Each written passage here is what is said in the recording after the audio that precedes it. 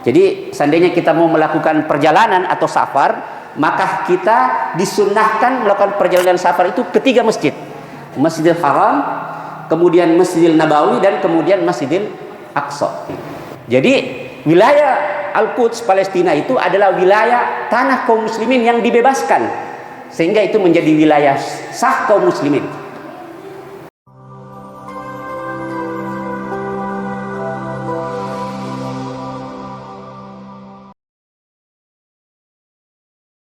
Alhamdulillahilladzi arsala rasulahu bil huda wa dinil haq liyudhhirahu 'alad dini kullihi wa kafa billahi shahida.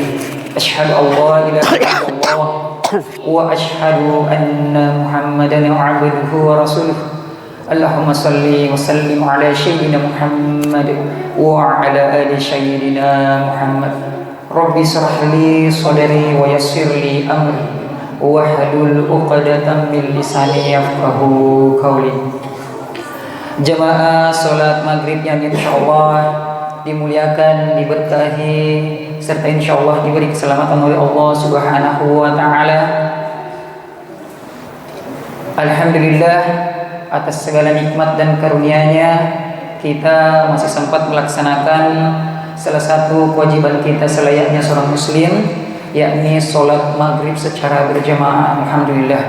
Dan marilah kita senantiasa melantunkan salawat serta salam terbaik kita kepada manusia terbaik, yakni baginda Rasulullah Muhammad sallallahu alaihi wasallam, berikut keluarga beliau, seluruh sahabat beliau, dan seluruh kaum muslimin yang tetap istiqomah menjalankan seluruh ajaran sunnah-sunnah beliau.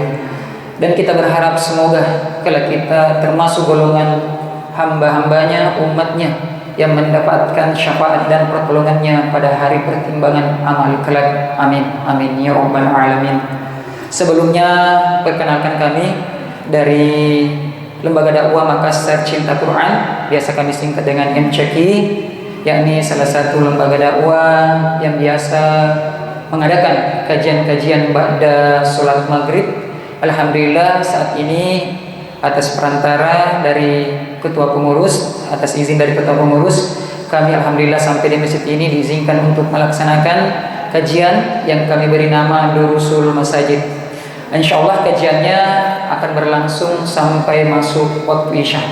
Sebentar insyaallah pemateri kita akan menyampaikan paparan materinya. Selanjutnya jika ada waktu akan dipersilahkan kepada para jamaah bagi kiranya ada yang ingin bertanya atau memperjelas materi, akan dipersilahkan, kurang lebih 2 pertanyaan. Alhamdulillah hari ini pemateri kita adalah Al-Ustaz Sri Hidayat SSI MSI. Beliau adalah salah satu ustaz, juga termasuk apalagi namanya orang yang lama berada di sudah keliling-keliling juga di masjid untuk berdakwah, termasuk kemudian pecinta lingkungannya. Alhamdulillah. Dan alhamdulillah hari ini kita diberi kesempatan untuk bisa bersama-sama dengan beliau, dan kiranya ya tanpa memperlama-lama lagi waktu kita, kepada beliau kita persilahkan untuk memperkenalkan materinya. Materi hari ini adalah Palestina, akar masalah dan solusinya menurut Islam, belajar dari agresi Israel ke Gaza. Untuk mengefisienkan waktu, kita berikan kesempatan kepada materi untuk memaparkan materinya. Kepada Ustaz kami persilakan. Assalamualaikum warahmatullahi wabarakatuh. Alhamdulillahillazi arsala rasulahu bil huda wa dinil haq liyudhhirahu 'alad dini kullihi wa kafa billahi shahida. Asyhadu an la ilaha illallah wa asyhadu anna Muhammadan abduhu wa rasuluh al-mab'uts rahmatan lil alamin. Kaum muslimin yang dimuliakan oleh Allah Subhanahu wa taala, alhamdulillah, nikmatillah wa syukrillah, segala puji hanyalah milik Allah Tuhan semesta alam. Hingga pada malam hari ini Allah Subhanahu wa taala mengizinkan kita untuk bermuajah, bertemu secara langsung dalam majelis yang insya Allah kemudian diridai oleh Allah Subhanahu wa Ta'ala. Salawat dan salam senantiasa kita panjatkan kepada junjungan kita Nabiullah Muhammad sallallahu alaihi wasallam beserta keluarga, sahabat dan segenap kaum muslimin yang tetap istiqomah di jalan Islam. Alhamdulillah malam hari ini kita bisa membahas satu tema yang sebenarnya akan terus hangat begitu, akan terus terngiang di benak kita. Jadi memang dalam beberapa kesempatan kita mengadakan pengajian, tema ini jarang diangkat ya. Jadi seperti di masjid apa yang ke sana itu? Babu Taqwa. Ya, Babu Taqwa, kita kan juga mengisi di sana ya. Saya biasa membawakan materi tentang mulai dari akidah sampai syariah. Tapi dikasih amanah hari ini untuk membawakan di masjid yang baru kita laksanakan ini persoalan Palestina. Nah, tentu persoalan ini menjadi sangat penting dan kemudian perlu kita jelaskan. Mengapa demikian halnya?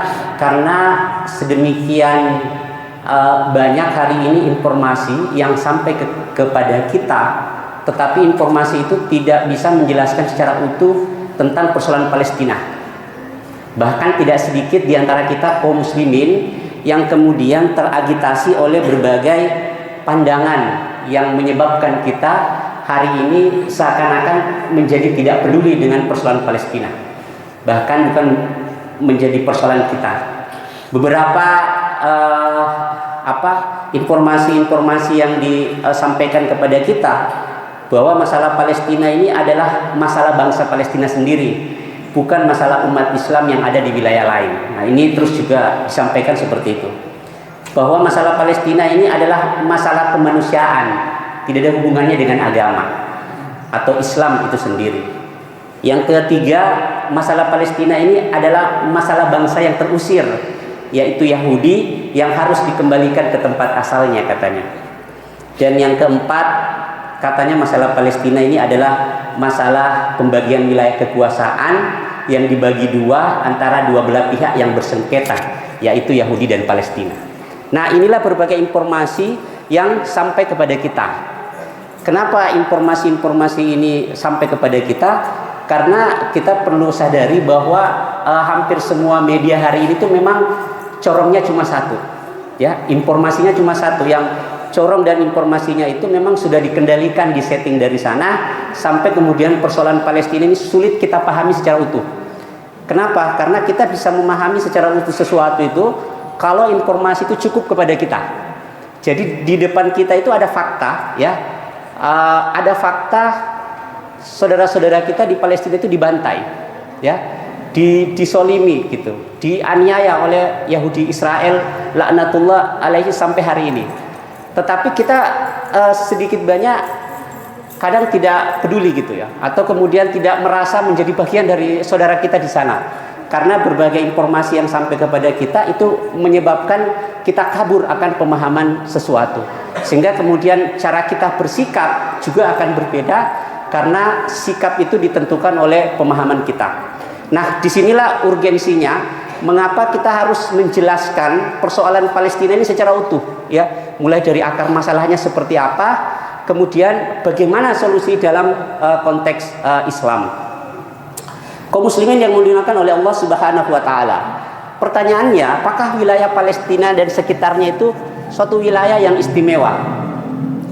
Jawabannya adalah sungguh wilayah Palestina dan sekitarnya itu adalah wilayah yang istimewa. Karena mengapa? Karena di sana itu ada Masjidil Aqsa. Nah, sebagaimana yang kita pahami atau yang kita ketahui dalam surah Al-Isra, ya, itu sangat jelas disampaikan di sana. Subhanallazi asra bi abdihi laila minal masjidil haram ilal masjidil aqsa allazi barakna haulahu.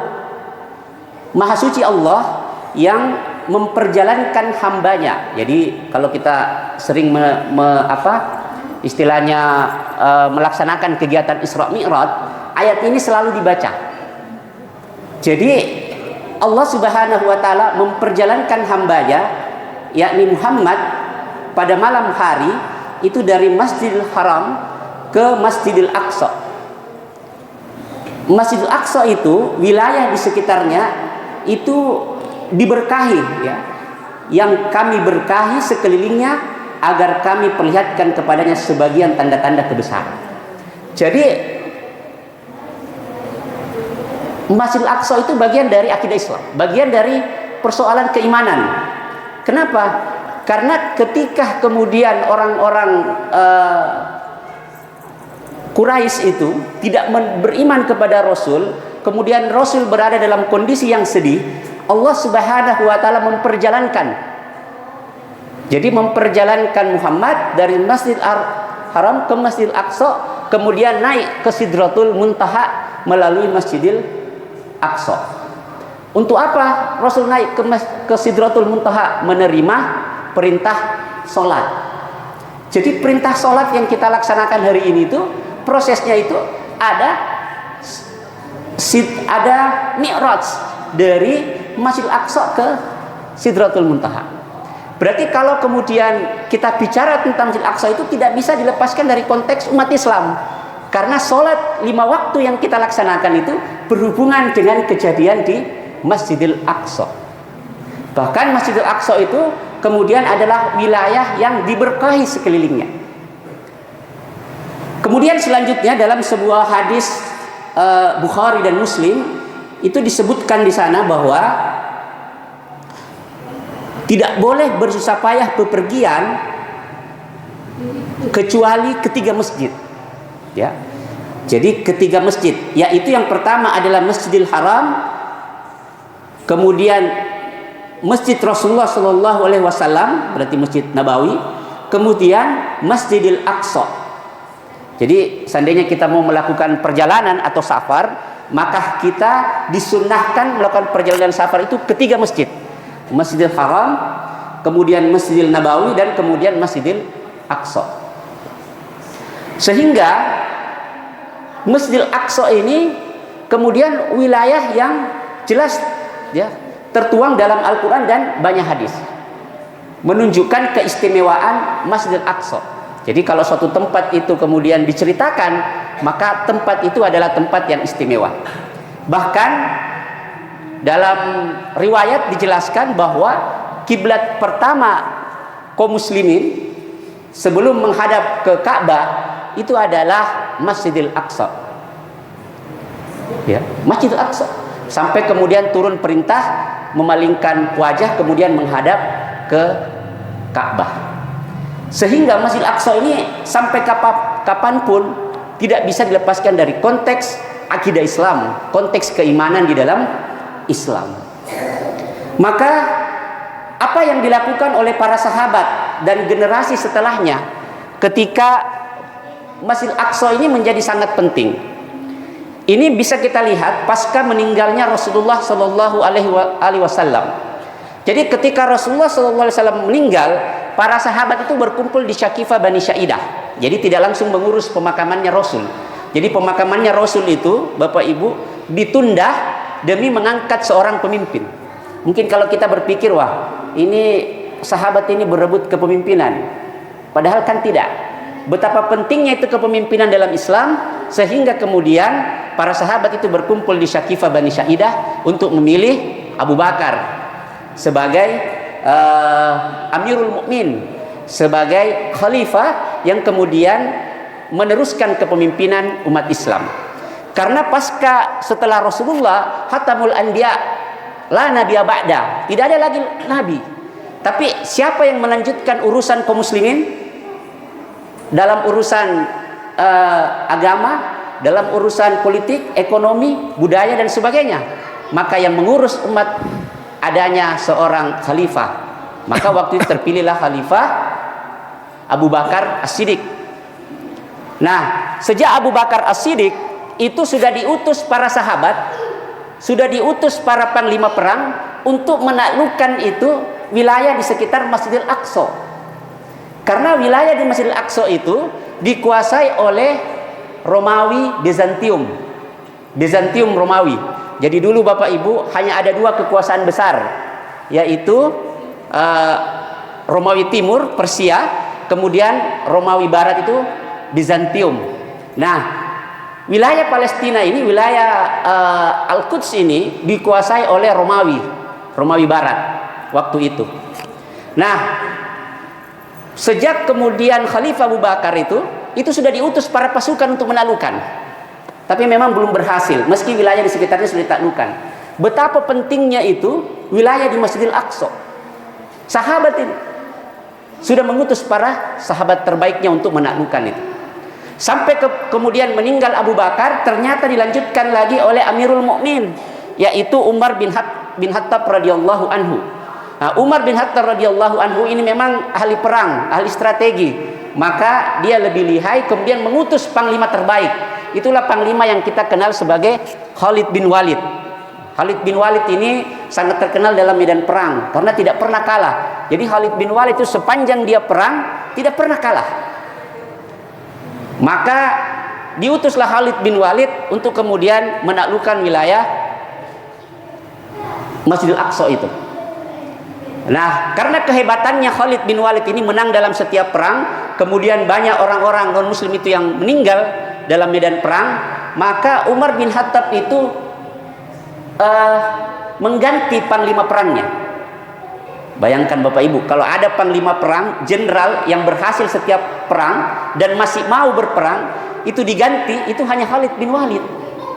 Kenapa Khalid bin Walid diganti? Bukan karena Umar tidak suka, ya, bukan karena dia gagal, bukan karena mengecewakan, tapi waktu itu Umar bin Khattab itu khawatir bahwa jangan sampai kemenangan Khalid bin Walid itu bukan karena pertolongan Allah, tapi karena kehebatannya Khalid bin Walid.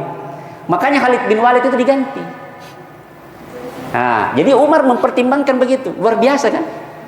Jadi pertimbangannya, wah, jangan sampai umat Islam ini mengira menang dalam setiap perang karena Khalid bin Walid. Maka digantilah Khalid bin Walid itu menjadi sahabat yang lain.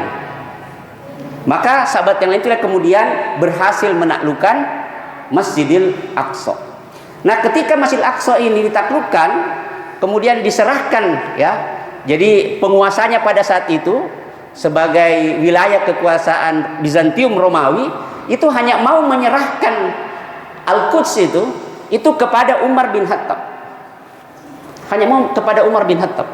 Bilang, saya tidak mau ke panglima pasukannya, tapi saya mau ke Umar bin Khattab. Makanya Umar bin Khattab itu datang ke Al-Quds. Bayangkan Bapak Ibu, kalau kita lihat itu dari Madinah, ya, kemudian menuju Al-Quds itu cukup jauh perjalanan. Tapi beliau rela ke sana, kaum muslimin rela ke sana menaklukkan karena itu tempat yang suci dan istimewa bagi umat Islam. Maka diserahkanlah kemudian wilayah Palestina, dibebaskan pada tahun 637 Masehi. Jadi ini peristiwa yang penting.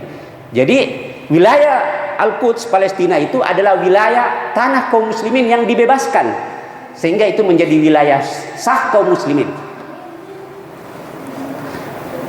Tanah Palestina itu sudah menjadi bagian dari wilayah kaum muslim sejak era kekhalifahan Umar bin Khattab radhiyallahu anhu. Beliau telah menandatangani perjanjian dengan pendeta Sophronius untuk melindungi Palestina dari kehadiran satu orang Yahudi pun di Yerusalem. Permintaan itu datang dari kaum Nasrani Yerusalem karena sudah merasakan kekejaman Yahudi. Mereka lalu meminta kepada Khalifah Umar bin Khattab radhiyallahu anhu untuk mengusir mereka dari Yerusalem.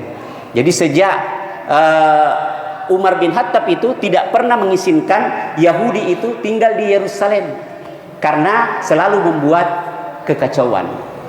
Maka dibuatlah satu perjanjian, ada namanya Ihdat Umariyah.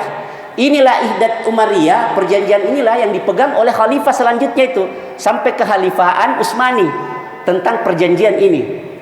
Isi perjanjiannya itu adalah dibuat pada tahun 635 Masehi setelah Khalifah Umar berhasil memasuki gerbang Yerusalem, akan disebut juga dengan Al-Quds, Baitul Maqdis, Yerusalem, atau Aelia dan Uskup Sopranus kepada pendeta Kristen Yerusalem yang ditunjuk Bizantium yang berkehendak menyerahkan kunci gerbang Aelia langsung kepada Umar secara damai. Jadi penguasanya pada saat itu Uskup Sopranus itu hanya mau menyerahkan kunci gerbang Aelia itu langsung kepada Umar.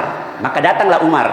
Mereka membuat perjanjian tertulis, kemudian disebut dengan perjanjian Umar, Al-Ahdatul Al-Umariyah, dengan penduduk setempat. Nah, makanya Ihdat Umariyah, Umar kan, ya, digambarkan Umar. Untuk mengatur hak dan kewajiban antara umat Islam Yerusalem dan penduduk non-Muslim. Diatur, hidup damai. Bisa beribadah, jadi Nasrani bisa beribadah di tempat ibadahnya, kemudian kaum muslimin juga bisa beribadah juga di tempat ibadahnya. Perjanjian ditandatangani oleh Umar bin Khattab, Uskup Sopranus, dan beberapa panglima perang Islam, antara lain Khalid bin Walid, Amr bin As, Abdurrahman bin Auf, Muawiyah, Abu Sufyan sebagai saksi. Jadi Umar itu didampingi oleh panglima-panglima perang terbaik, sahabat-sahabat terbaik Rasulullah SAW. Kemudian isi perjanjiannya itu seperti ini. Ini adalah jaminan keamanan dari hamba Allah Umar Amirul Mukminin. Jadi Umar itu memberikan jaminan. Jadi ketika Islam itu menaklukkan, dia memberikan jaminan, tidak membantai, tidak membunuh. Ya, dia melindungi jaminan kepada penduduk Yerusalem. Umar memberikan jaminan terhadap jiwa mereka, harta mereka, gereja-gereja mereka, salib-salib mereka, orang-orang yang lemah di antara mereka. Mereka juga tidak dipaksa meninggalkan agama mereka. Tidak ada seorang pun di antara mereka yang merasa terancam dan diusir dari Yerusalem. Itu. Adapun orang-orang Yahudi tidak diperkenankan tinggal bersama mereka, orang-orang Kristen di Yerusalem. Ini adalah permintaan sendiri penduduk Yerusalem, karena penduduk Yerusalem sangat membenci orang-orang Yahudi. Orang-orang Yahudi telah membunuh tawanan Nasrani di wilayah Persia. Umar menjamin tidak ada satupun orang Yahudi yang lewat dan bermalam di wilayah Yerusalem. Jadi perjanjiannya seperti itu. Jadi sejak Umar itu memang orang Yahudi tidak diberikan izin tinggal di Yerusalem. Itu atas permintaan orang-orang Nasrani yang dulu menguasai Yerusalem. Adapun penduduk Yerusalem diwajibkan membayar jizyah sebagaimana penduduk kota-kota lainnya. Jadi Islam itu, hukum Islam, kalau dia sudah menaklukkan suatu wilayah, kemudian wilayah itu tunduk, penduduknya tunduk pada Islam, mereka tidak masuk Islam tidak dipaksa, tetapi mereka wajib membayar jizyah. Jadi tidak ada pajak, tidak ada zakat, yang ada adalah jizyah. Itu hukum di dalam Islam. Mereka juga harus mengeluarkan orang-orang Bizantium dan para perampok. Orang-orang dari Yerusalem yang ingin keluar dan tinggal di wilayah Bizantium, mereka boleh membawa barang-barang dan salib-salib mereka. Mereka dijamin aman sampai mereka tiba di wilayah Bizantium. Setelah itu mereka pun berhasil diperbolehkan kembali lagi ke Yerusalem jika ingin berkumpul dengan keluarga mereka. Namun mereka tetap wajib membayar jizyah sebagaimana penduduk yang lainnya. Apabila mereka membayar jizyah sesuai dengan kewajiban, maka persyaratan yang tercantum dalam surat ini adalah bahwa perjanjian ini Allah dan Rasulnya, khalifah dan umat Islam. Ini diriwayatkan oleh Tarikh Imam At-Tabari. Kemudian Palestina itu dibawa Umar bin Khattab. Umar memasuki Yerusalem dengan mengendarai seekor unta putih. Ini digambarkan bagaimana Umar masuk ke wilayah Yerusalem. Dikawal oleh pemuka kota tersebut, Uskup Yunani Sopranus. Sang khalifah minta agar ia dibawa segera ke Haram Asy-Syarif, dan di sana ia berlutut berdoa di tempat temannya Muhammad melakukan perjalanan malamnya. Ya, jadi ada batu di situ, kemudian dari situ Muhammad itu melakukan Isra, ya, melakukan Mi'raj ke Sidratul Muntaha. Di situ Umar bin Khattab itu minta dibawa. Sang uskup melihatnya dengan ketakutan. Ia pikir pastilah akan menjadi penaklukan penuh kengerian yang pernah diramalkan oleh Nabi Daniel akan masuki rumah ibadat tersebut. Ia pasti sang antikristus yang akan menandai hari kiamat. Kemudian Umar minta melihat tempat-tempat suci Nasrani. Ketika ia berada di gereja Holy Sepulchre, waktu sholat umat Islam pun tiba. Dengan sopan sang uskup menyilahkannya sholat di tempat ia berada, tapi Umar dengan sopan pula menolak. Jika ia berdoa dalam gereja, jelas umat Islam akan mengenang kejadian ini dengan mendirikan sebuah masjid di sana, dan ini berarti mereka akan memusnahkan Holy Sepulchre. Justru umat Islam pergi sholat di tempat yang sedikit jauh dari gereja dan cukup telat perkiraannya. Di tempat langsung berhadapan dengan Holy Sepulchre masih ada sebuah masjid kecil yang dipersembahkan untuk Khalifah Umar. Jadi Khalifah Umar itu tidak melaksanakan sholat di gereja, tapi dia keluar untuk mencari tempat melaksanakan sholat. Palestina itu kemudian ketika dalam perang salib itu pernah kembali ditaklukkan. Jadi dalam sepanjang sejarah itu, mulai kekhalifahan Muawiyah, kemudian kekhalifahan Bani Abbasiyah, Utsmani, semua memperhatikan persoalan Palestina. Ketika Palestina itu pernah ditaklukkan ya oleh tentara salib, maka kemudian Palestina itu, Al-Quds itu, Yerusalem, kembali dibebaskan oleh seorang panglima yang terkenal namanya Salahuddin Al-Ayyubi. Nah, jadi kita mengenal Salahuddin Al-Ayyubi ini sebagai panglima perang yang membebaskan Yerusalem, kemudian Al-Quds itu dari orang-orang Nasrani. Nah, begitu juga para khalifah, seperti misalnya Khalifah Abbasiyah mendirikan sekolah di wilayah dan kemudian di sekitar Masjidil Aqsa itu. Makanya lahirlah ulama yang terkenal itu, seperti misalnya Al-Hujjatul Islam Imam Al-Ghazali.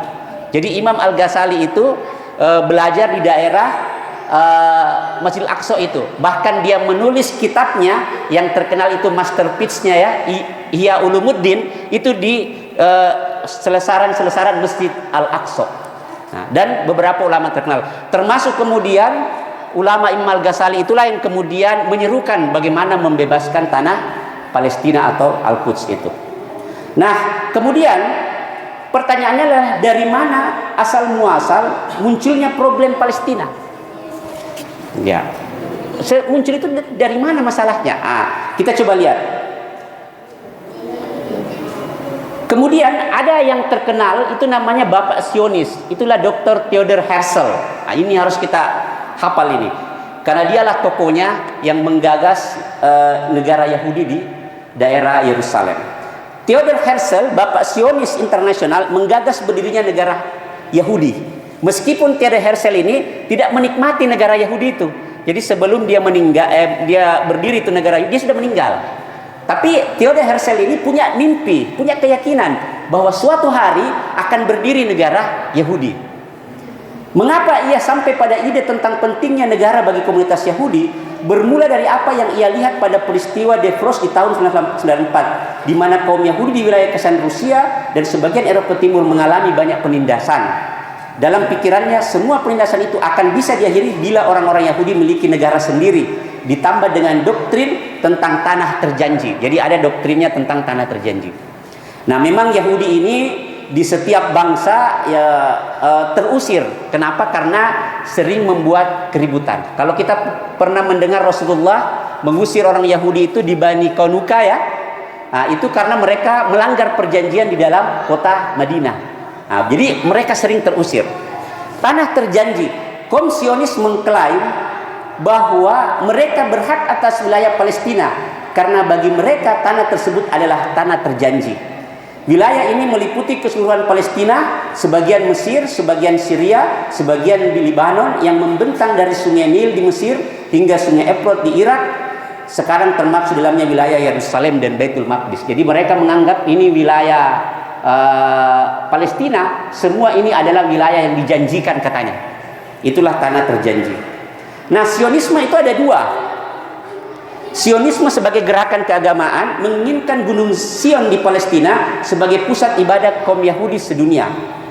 Kemudian Zionisme sebagai gerakan politik menginginkan suatu wilayah tertentu sebagai pemukiman kaum Yahudi yang saat ini tersebar diaspora di berbagai wilayah dunia. Pada awalnya yang dituju adalah Uganda dan Argentina. Oleh Theodor Herzl, gerakan Zionisme politik ditumpangkan sebagai gerakan Zionisme keagamaan. Tujuan pemukiman digeser ke wilayah Palestina agar bisa lebih mendapat legitimasi agama. Jadi Yahudi itu pemukimannya Zionis ini tersebar di seluruh dunia. Tapi kemudian oleh Theodor Herzl ini dia satukan di wilayah Palestina karena itu berhubungan dengan konteks keagamaan Yahudi. Nah, gagasan tentang negara Yahudi ini ia tuangkan dalam buku Der Judenstaat, negara Yahudi pada 1866. Awalnya ide ini justru diejek banyak orang Yahudi, utamanya yang tinggal di Eropa, di mana banyak orang Yahudi hidup dalam kemakmuran. Jadi Yahudi yang hidup di Eropa itu makmur. Ia sempat meminta bantuan dari orang kaya Yahudi seperti Lord Rothschild, tapi tak membuahkan hasil. Ia tak mundur. Ia kemudian meninggalkan kongres pertama Zionis di Basel, Swiss. Kemudian memang ada beberapa tempat ya. Ini misalnya Bukit Golgota, tempat penyaliban Yesus. Kanada diyakini tempat perjamuan terakhir. Nah, ini kalau ritual Nasrani di sana. Kemudian ini adalah wilayah Yerusalem, ya Al-Quds. Nah, ini Al-Qudsnya di sini. Kemudian ini kota para nabi. Ya, kalau kita mendengar kisahnya Nabi Musa, ya, kemudian Nabi Isa, nah, semua terjadi di sini di Yerusalem. Nah, ini adalah tanah terjanji bagi Yahudi katanya. Kaum Zionis mengklaim bahwa mereka berhak atas wilayah Palestina, bagi mereka tanah tersebut tanah terjanji. Nah, ini ya. Nah, akhirnya ada kongres pertama Zionis di Basel, melahirkan program Basel. Isinya tentang langkah-langkah apa yang harus ditempuh hingga tegaknya negara Yahudi.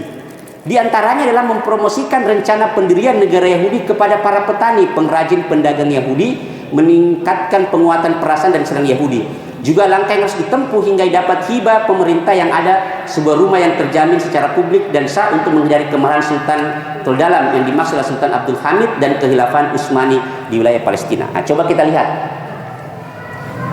Pada saat Theodor Herzl punya ide itu, wilayah kaum muslimin itu menguasai 3/4 dunia. Jadi yang hijau ini wilayah kaum muslimin, termasuk Indonesia ini, wilayah kekhilafan Utsmani sampai di sini semua. Nah, wilayah Palestina itu ada di sini, ya. Nah, ini sebentar lagi ya. Sedikit lagi ya. 10 menit. 10 menit lagi ya. Ini harusnya ada sesi 2-nya. Nah, Palestina bukan wilayah tak bertuan. Di situ ada kekhilafan Utsmani yang berkuasa. Jadi, kaum muslimin Bapak Ibu harus disadari dulu itu memiliki hanya satu kepemimpinan. Dan wilayah kekuasaannya itu berada dalam wilayah kekhilafan Islam. Nah, itu yang harus kita pahami. Kemudian Theodor Herzl tahu Palestina bukanlah wilayah tak bertuan. Palestina saat ini menjadi wilayah di wilayah kekuasaan Khilafah Utsmani. Dia harus datang meminta kepada khalifah, dan untuk itu ia menyiapkan uang sebesar 150 juta pound sterling dalam bentuk emas kepada sultan untuk membayar kepada Khilafah Utsmani. Jadi Theodor Herzl ini dia mau beli itu tanah Palestina dari Khalifah Utsmani. Tapi semua itu ditolak oleh Sultan Abdul Hamid. Jadi khalifah waktu itu tidak bisa kita jual ini. Karena ini bukan tanahnya khalifah, tapi ini tanah kaum muslimin. Nah, inilah bapaknya Theodor Herzl ketemu dengan Abdul Hamid, ya, Khilafah Utsmani, Abdul Hamid kedua. Tanah ini bukan milikku. Apa jawabannya Abdul Hamid? Tanah ini bukan milikku, tetapi milik umatku. Nasihat Dr. Herzl supaya jangan meneruskan rencananya. Aku tidak akan melepaskan walaupun segenggam tanah Palestina, karena ia bukan milikku. Tanah ini adalah tanah milik umat Islam. Umat Islam telah berjihad demi kepentingan tanah ini, dan mereka telah menyiramnya dengan darah mereka. Yahudi silakan menyimpan harta mereka. Jika daulah Khilafah Utsmani nanti pada suatu hari sudah tidak ada, sudah runtuh, sudah dimusnahkan, maka mereka boleh mengambil Palestina tanpa membayar harganya. Akan tetapi sementara aku masih hidup, aku lebih rela menusukkan pedang ke tubuhku daripada melihat tanah Palestina dikhianati dan dipisahkan dari daulah Islam. Perpisahan adalah suatu yang tidak akan terjadi. Aku tidak akan memulai pemisahan tubuh kami selagi kami masih hidup. Coba, ini pemimpin umat Islam, Pak. Sikapnya tegas kepada orang Yahudi. Tidak bisa kau ambil itu, kecuali kalau Khilafah Utsmani sudah runtuh. Nah, kekhilafan Utsmani berhasil dilenyapkan. Kalau kita tahu siapa yang menghilangkan kekhilafan Utsmani, itulah Yahudi Dunama, ya. Jadi orang-orang dulu itu kekhilafan Turki itu memang memberikan kewarganegaraan bagi orang-orang Yahudi itu, karena dia berpura-pura masuk Islam. Itulah Yahudi Dunama. Salah satu Yahudi Dunama yang meruntuhkan kekhilafan Islam itu adalah Mustafa Kemal Atatürk. Itulah yang disebut bapak nasionalisme Turki. Itulah yang menentukan. Nah, pasca runtuhnya kekhilafan Utsmani ini, maka Palestina akhirnya bisa dikuasai, bisa diambil oleh orang Yahudi. Di luar negeri disebarkanlah paham nasionalisme dan didoronglah gerakan separatisme terjadi di Yordan, Saudi Arabia dan lain-lainnya. Jadi kaum muslim itu mulai dipecah-pecah Bapak Ibu dengan paham-paham negara bangsa. Inilah yang terjadi. Dalam negeri dirongrong dengan pemikiran bahwa khilafah lemah karena Islam. Kemudian Khilafah Utsmani harus dilemahkan, didorong dan terlibat dalam Perang Dunia I. Nah, ini ketika umat Islam itu masuk dalam Perang Dunia I, maka umat Islam itu berada di ini. Dia sekelompok dengan Turki ini ya, Hungaria, Austria, Jerman. Nah, dalam Perang Dunia I ini kalah, Eropa yang menang. Nah, akhirnya wilayah kekhilafan Islam itu dibagi lewat perjanjian Sykes-Picot. Nah, ini termasuk Palestina ini dibagi. Wilayah Turki Utsmani Timur Tengah kemudian dibagi-bagi oleh pemenang perang dengan batas yang ditarik serampangan. Kekhilafan Turki Utsmani yang Lutfi ya menegakkan wilayah Timur Tengah dibubarkan, menimbulkan kosongan kekuasaan. Nah, jadi wilayah umat Islam itu dibagi-bagi. Inilah yang menjadi negara bangsa sekarang. Jadi kalau dulu umat Islam satu negara saja, sekarang terpisah-pisah lewat perjanjian Sykes-Picot. Nah, Perjanjian antara Inggris dan Prancis untuk membagi wilayah Utsmani, karena pemenang Perang Dunia I Inggris dan Prancis, maka Inggris dan Prancis membagi wilayah umat Islam. Nah, termasuk ini. Oh, salam dulu. Jadi kita tutup dulu ya. Mungkin kita cukupkan dulu ya sampai di sini. Insya Allah mungkin di waktu dan sesi selanjutnya nanti kita akan bahas lagi karena waktu yang terbatas. Mungkin nanti kalau ada pertemuan pekan depan lagi, insya Allah kita lanjutkan ya, dan kita kemudian bisa tetap semangat sehingga bisa memahami konteks Palestina ini secara utuh. Hadanallahu wa iyyakum ajmain. Lebih dan kurangnya mohon dimaafkan. Assalamualaikum warahmatullahi wabarakatuh. Ya. Alhamdulillah, demikianlah materi yang telah disampaikan oleh Al-Ustaz. Semoga dapat menambah wawasan mengenai tentang Palestina, akar masalah dan solusinya. Ya, kita harapkan semoga nanti di pekan-pekan berikutnya insyaallah kita akan memperdalam lagi, melanjutkan pembahasan mengenai tentang Palestina ini.